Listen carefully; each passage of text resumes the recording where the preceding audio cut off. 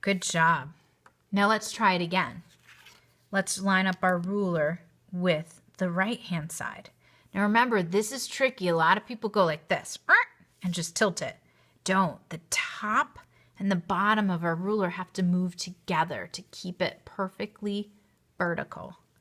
Move slowly, keep it vertical. Stop right here. Redraw the corner. And you've just created your second cube. Let's erase those extra receding lines. That's why we draw them so light, so they're easy to erase. Now, let's try something new. Let's draw a triangle. I'm even going to draw it behind my square. Would this corner connect? Sure.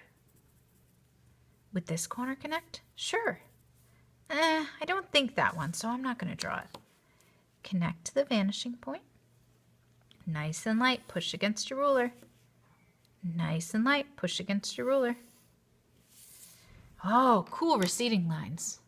But wait a minute, our receding lines are pointing to the edge of a triangle. That's not a horizontal line. That's not a perfectly vertical line. We have a line at an angle, 45-degree angle almost.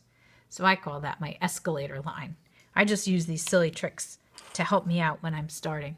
So I'm going to line up, just like before, my ruler with the edge of the shape. And this time, instead of taking the escalator up, boop, taking the moving sidewalk over, boop, we're going to follow that edge. We're going to stay on the escalator. You don't want the escalator to fall down or flip forward. So stay on the escalator and redraw the edge of that triangle. And voila, you've just created a 3D form.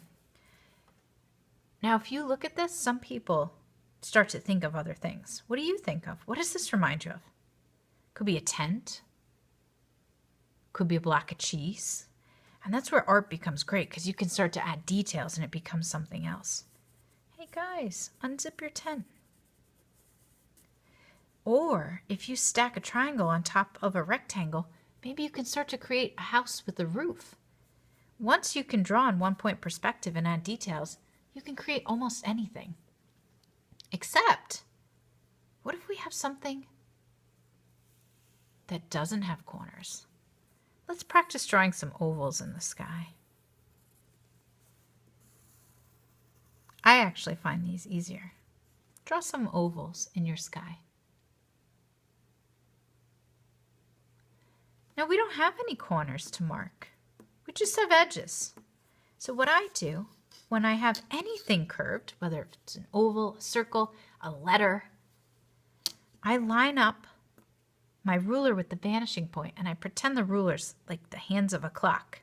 I'm going to keep it on the vanishing point, but tick tock, tick tock, tick tock, tick tock, and stop when I get to the edge of my shape and draw my line.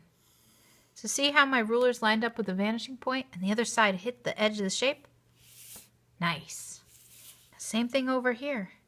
Tick tock, tick tock, tick tock, tick tock, tick tock. Stop. Draw your line. Again, this is fun and easy. Tick tock, tick tock, tick tock. Stop. Oh no, this is in the way. Don't worry, just overlap. Cool. Now, we don't need the ruler for the next part because our receding lines are saying, hey, look at this side. Look at the side. Pay attention to this side. Can you see it now that I kind of highlighted it with fuchsia? Can you see this side? Wait a minute. I don't know about you, but that reminds me of a smile.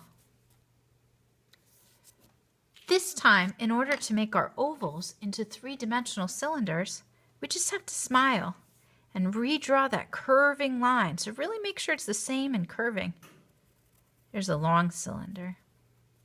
Hey, this is a short cylinder. So redraw those curving lines. Make sure they're nice and curved. Then erase your extra receding lines.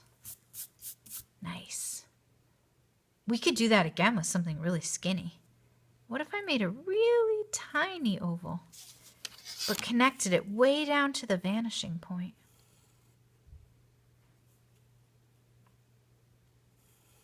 Smile. Oh, wait a minute. You didn't like the movie? You're throwing your soda. Start to use your imagination. See what you can create.